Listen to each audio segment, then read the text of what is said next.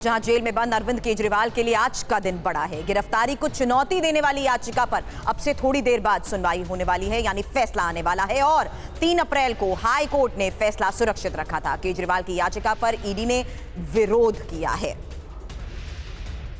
तो अब से थोड़ी देर में दिल्ली के मुख्यमंत्री अरविंद केजरीवाल और आबकारी मामले में गिरफ्तारी को चुनौती देने के मामले में फैसला सामने आने वाला है। सीधे अब इंफॉर्मेशन वॉल का रुख करूंगी, क्योंकि आपको बताते हैं अरविंद केजरीवाल को आज बेल या फिर जेल, आधार इसके क्या है। इंफॉर्मेशन वॉल पर आपके सामने इंफॉर्मेशन इसलिए क्योंकि जमानत का आखिर आधार क्या रहने वाला है, किस बेस पर गिरफ्तारी हुई है, ये एक सबसे बड़ा ग्राउंड कोर्ट में जिस तरीके से रखा गया है, इसी आधार पर मेरे 2 सहयोगी भी हमें ज्वाइन करेंगे। और जमानत ना मिलने का आधार क्या, ये कुछ पॉइंट्स आपके सामने इसलिए रखना और समझना जरूरी है कि कथित घोटाले में व्यक्तिगत रूप से केजरीवाल किस तरीके से शामिल है, क्या ग्राउंड कोर्ट में सामने रखे जा रहे हैं। बेल और जेल को देखते हुए ये इंपॉर्टेंट ग्राउंड्स हैं और उसी बारे में हमारे सहयोगियों से बात करूंगी, क्योंकि जमानत का आधार ये भी बताया जा रहा है कि संवैधानिक प्रक्रियाओं का ध्यान नहीं रखा गया इस पूरे मामले पर। वहीं इंपॉर्टेंट ये है कि पहली नजर में दोषी बताया जा रहा है केजरीवाल को, और यही सबसे बड़ी वजह है कि आगे उनसे इन्वेस्टिगेशन भी की जाने वाली है। हालांकि गोवा कनेक्शन को लेकर जिस तरीके से बड़े खुलासे हुए हैं, आपको बता दें बयान देने वाले ही संदेह के घेरे में बताए जा रहे हैं। अब बेल को देखते हुए यह महत्वपूर्ण है, जो तथ्य कोर्ट के सामने, जो ग्राउंड्स कोर्ट के सामने रखे जा रहे हैं, बेल को देखते हुए और गिरफ्तारी की टाइमिंग पर जिस तरीके से लगातार सवाल उठाए गए हैं और इस पूरे मामले में जिस आधार पर अभी तक इन्वेस्टिगेशन हुई है, गोवा चुनाव प्रचार में घोटाले का पैसा लगने के सबूत भी कोर्ट के सामने बात रखी गई है। तो जेल और बेल, इन दोनों ग्राउंड्स को देखते हुए आज की सुनवाई कितनी ज्यादा इंपॉर्टेंट है, इसी बारे में चर्चा के लिए मेरे 2 सहयोगी इस वक्त मुझे ज्वाइन कर रहे हैं। जितेंद्र मेरे सहयोगी जो लगातार ईडी की इन्वेस्टिगेशन पर, इस पूरे मामले पर नजर बनाए हुए हैं, उनसे बात करूंगी। साथ ही पीयूष पांडे, आज के इस फैसले को देखते हुए कोर्ट में जिस तरीके से फैसला सुरक्षित रखा गया था, जाहिर सी बात है सबकी नजर है। और जीत भाटी हमारे सहयोगी जो आम आदमी पार्टी कवर करते हैं, वो इस बारे में लगातार हमें बताते आए हैं कि आज का दिन कितना महत्वपूर्ण हो जाता है अरविंद केजरीवाल के लिए। सबसे पहले जितेंद्र आपके पास आना चाहूंगी, ग्राउंड्स, तथ्य, सबूत कोर्ट के सामने रखे जा रहे हैं, कितना इंपॉर्टेंट हो जाता है ये बताना या ये साबित करना कि क्या भूमिका अरविंद केजरीवाल की इस पूरे मामले पर रही है।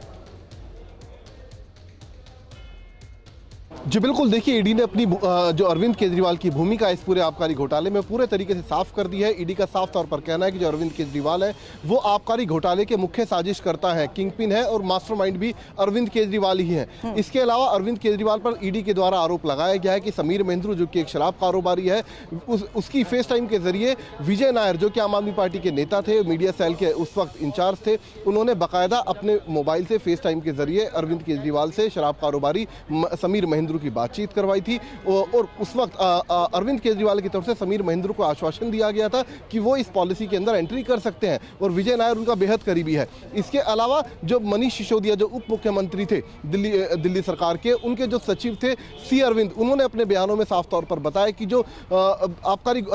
नीति में जो मार्जिन था, प्रॉफिट मार्जिन जो 5% से सीधा 12% किया गया, वो दरअसल अरविंद केजरीवाल की मंजूरी के बाद ही किया गया। इसके अलावा जिस वक्त ये नीति बनाई जा रही थी, नई शराब नीति, उस दौरान जितनी भी कैबिनेट मीटिंग हुई वो अब मुख्यमंत्री के आदेश पर बुलाई जाती हैं। तो ये वो तमाम ग्राउंड थे जिसके बाद ईडी ने अरविंद केजरीवाल को तकरीबन 9 सम्मन भेजे, लेकिन जब अरविंद केजरीवाल सम्मन पर पेश नहीं हुए तो उनके घर जाकर इन्वेस्टिगेशन की गई, सर्च की गई, उनसे पूछताछ की गई और उसके बाद उनकी गिरफ्तारी कर ली गई। जी बिल्कुल, लेकिन कोर्ट के सामने क्या तथ्य रखे गए, सबमिशंस में क्या क्या दलीलें ईडी की तरफ से रखी गई, इस बारे में और सवाल करने से पहले पीयूष पांडे, मैं आपका रुख करना चाहूंगी। अब से थोड़ी देर बाद आने वाले फैसले को देखते हुए क्या अपडेट, और इंपॉर्टेंट ये भी कि किस तरीके से ये ग्राउंड रखे गए कि बयान देने वाले ही संदेह में, और इंपॉर्टेंट ये कि संवैधानिक प्रक्रियाओं का ही ध्यान नहीं रखा गया। पीएमएलए एक्ट को देखते हुए ये सवाल और ये तथ्य कोर्ट के सामने रखने की कोशिश की गई कि सब कुछ सही तरीके से नहीं हुआ।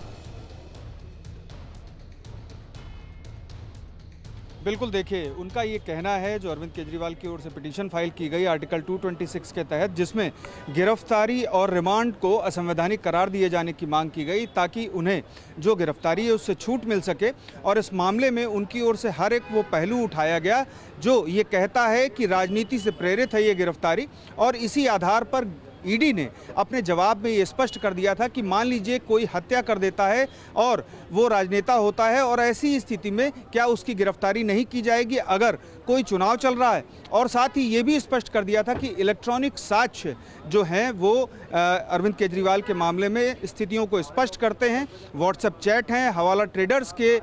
जो चैट्स हैं वो भी हैं उनके पास, और साथ ही जो इनकम टैक्स का डेटा है वो भी स्थितियों को स्पष्ट करता है और ये साफ करता है कि वो इस मामले में किंग पिन हैं और उन्होंने किसी के जरिए भले ही सब कुछ कराया, लेकिन वो सब कुछ जानते थे और उन्हीं के इशारे पर सब कुछ किया जा रहा था। तो ऐसी स्थिति में देखना ये होगा कि हाईकोर्ट का रुख क्या रहता है, क्योंकि इस मामले में जो याचिका दाखिल की गई है उसमें सीधे तौर पर अरविंद केजरीवाल की ओर से इस मामले को राजनीति से प्रेरित बताया गया है। मैं यही आपसे सवाल करना चाहती हूं पीयूष, क्योंकि आप कोर्ट हियरिंग्स को कवर करते हैं और कानून के जानकार क्या कहते हैं, क्या ये ग्राउंड स्टैंड करता है ये कहना कि ये राजनीति से प्रेरित एक्शन है? क्या ये ग्राउंड स्टैंड करता है कि इसकी टाइमिंग क्योंकि चुनाव से पहले गिरफ्तारी हुई है इसलिए वैलिड नहीं है?